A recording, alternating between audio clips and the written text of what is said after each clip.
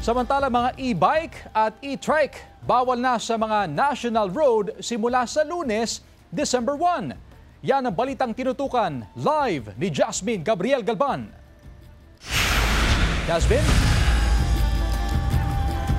Chris, kasunod ng abiso at ng announcement ng LTO na bawal nang dumaan sa National Highway ang mga e-bike at e-trike, ay humihingi naman ng konting konsiderasyon ang mga e-vehicle drivers sa otoridad.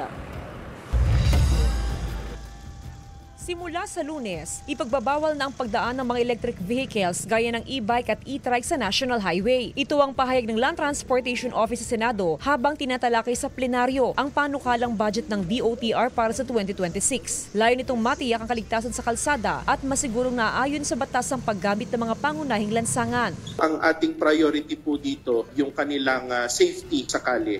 Na di baling magalit ho kayo sa akin, at least safe pong makakauwi yung mga anak ninyo, asawa ninyo, kaysa naman po maaksidente dahil sa maling paggamit nitong mga e-trikes sa mga national highways. Umani ito ng samot-saring reaksyon mula sa mga e-vehicle drivers sa Dagupan City. Malaking ginhawa para sa kanilang paggamit ng e-bike at e-trike.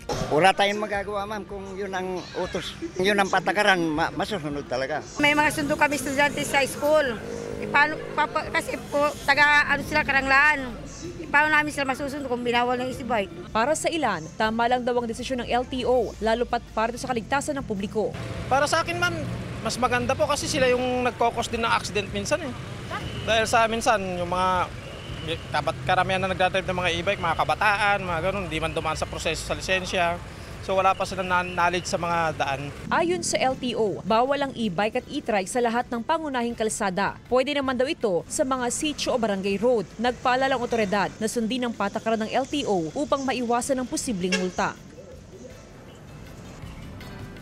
Chris, kasabay ng implementasyon ng no e-bike at ng no e-trike sa National Highway ay magkakaroon naman o magsasagawa naman ng information dissemination ng LTO para maunawaan para ng mga motoristang dahilan kung bakit mahigpit na ipagbabawal ang pagdaan sa kalsada o pangunahing kalsada ng mga e-bike at ng e-trike. Chris? Maraming salamat, Jasmine Gabriel Galban.